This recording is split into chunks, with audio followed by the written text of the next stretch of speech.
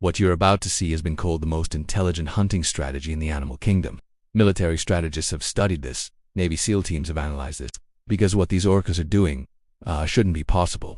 It's May 2019 in Monterey Bay, California. A gray whale mother is migrating with her calf, a 6,000-mile journey from Alaska to Mexico. They've been swimming for 3 weeks. The baby is 3 months old, 15 feet long, and weighs 2,000 pounds. In human terms, that's a toddler.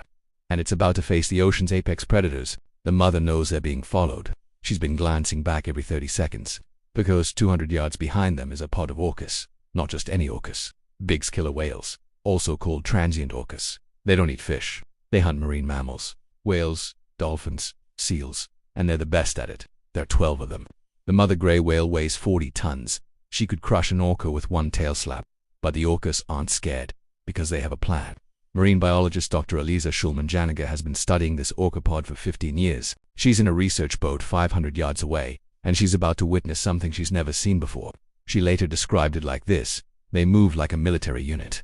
Every orca had a role. Every movement was coordinated. It was terrifying. The orcas split into 3 groups. 4 in front, 4 on the sides, and 4 in the back. A tactical formation called the box. The front group speeds up. They're not attacking, they're blocking. Every time the mother tries to change direction, orcas are already there. These side groups are doing something even smarter. They're creating waves, swimming in sync to push turbulent water toward the mother and calf. This isn't random. They're exhausting them, making it harder to swim, forcing them to work harder with every single stroke. The mother knows what's happening. She's lived 40 years in these oceans. She's survived orca attacks before, but this time, there's a baby to protect. She does the only thing she can. She speeds up, pushing her calf faster, trying to outrun them. Gray whales can swim about 5 miles per hour while migrating, but they can burst up to 11 orcas. They can reach 35 miles per hour. But the orcas aren't using full speed yet, because this isn't a sprint, it's a marathon. And they're patient for 90 minutes. This continues. The whales swim, the orcas follow, blocking, herding, waiting. Dr. Schulman-Janiger says the orcas are conserving energy while forcing the whales to burn theirs. Then, it happens. The calf slows down, just slightly, but the orcas notice immediately. This is what they've been waiting for, the moment of weakness. The back group moves in, not attacking yet, just closer. The mother panics. She turns to protect her baby, and that's exactly what the orcas wanted. The front group is now behind her. The box is tightening, and for the first time, the whales are completely surrounded. Here's where the tactics get truly advanced. The orcas start taking turns. The orcas dive under the calf. They're not biting, they're lifting, pushing it toward the surface. Why? Because gray whales can hold their breath for 15 minutes. Orcas need them tired and breathless. So they force the calf to breathe, while preventing it from diving deep to rest. The mother tries to dive, attempting to take her calf down where the orcas can't reach. But every time she goes down, orcas are already below her, blocking the descent. Dr. Schulman-Janiger later explained. They were controlling the depth, the direction, and the breathing rhythm of both whales. It was 3-dimensional chess. And here's what makes this absolutely terrifying. The orcas are communicating the entire time. Every 30 seconds you can hear them. Clicks, whistles, calls. They're coordinating, and researchers recorded 47 distinct vocalizations during this hunt. Some were instructions, some were confirmations. I'm in position, target is slowing, move to left flank. We don't speak orca, but the pattern was clear. This was coordinated language, militarily evolved communication. 2 hours into the hunt, the calf is exhausted. It's breathing every 2 minutes instead of every 10. Its movements are slower, sloppier. The mother is still fighting. Tail slapping, ramming. She hits one orca square in the side. You can hear the impact from the research boat. The orca tumbles, but within 10 seconds, it's back in formation. Gray whales are strong, but orcas are tough. And they're driven by something more powerful than fear: hunger. Here's what people don't understand about orcas. They're not mindless killers. They're strategic hunters. They calculate risk versus reward. And this hunt has been going on for 2 hours. They've invested too much to quit now. Then, the orcas make their move. The final phase. 6 orcas dive under the calf. In perfect synchronization, they lift, pushing it above the water, separating it from its mother. The mother screams. It's the only word for it. A low-frequency moan that carries for miles. She's calling for help, but there's no one to answer. She tries to ram the orcas holding her baby, but the side groups block her. She can't reach her calf. For the first time in 3 months, they're separated. The calf is now alone, surrounded by 12 orcas. It tries to dive. Orcas block it. It tries to surface. Orcas hold it down. They're controlling its breathing, suffocating it, slowly. Dr. Schulman-Janiger recorded this part. The calf fought for 20 more minutes. The orcas never bit to kill. They drowned it, tailed it under until it stopped moving. It was clinical. When the calf finally stopped struggling, the orcas didn't celebrate. They didn't vocalize. They just began feeding.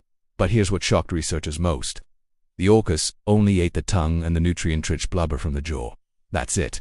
A 2,000-pound whale, and they consumed maybe 200 pounds. Why? Because orca stomachs are small, about the size of a large dog's.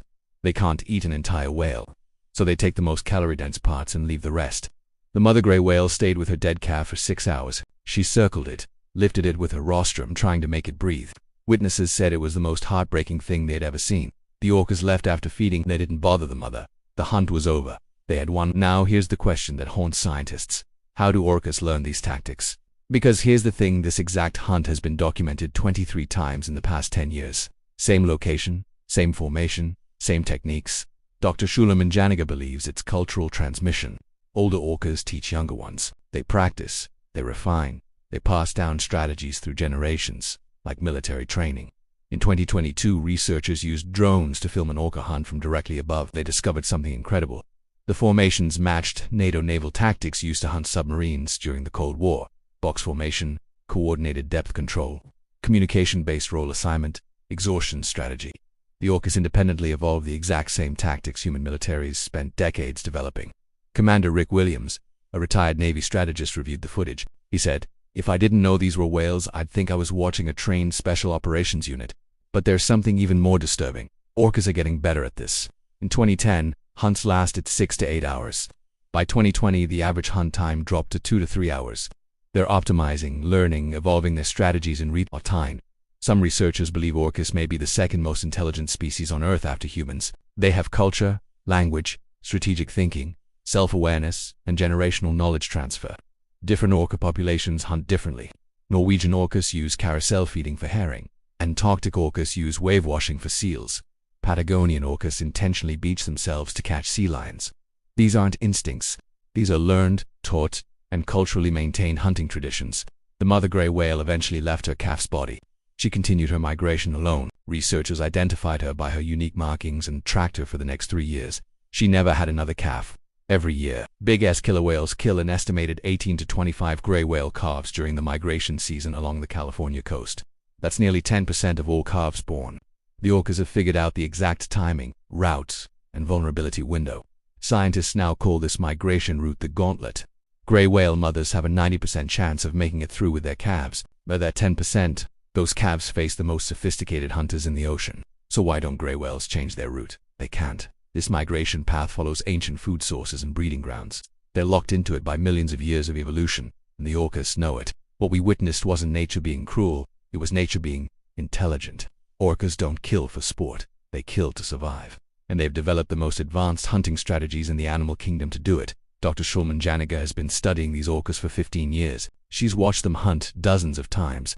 And she says the most terrifying part isn't their intelligence. It's how they keep improving, she told me. Every year they get better, faster, more coordinated. It's like watching an arms race. And we're only beginning to understand how intelligent they really are. The orca pod that hunted that gray whale calf, they're still out there. Still hunting. Still teaching the next generation.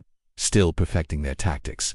And every spring, when the gray whales migrate, the orcas are waiting. Because in the ocean's greatest strategic game of predator versus prey, the orcas are winning. So like, share, comment, and subscribe for more.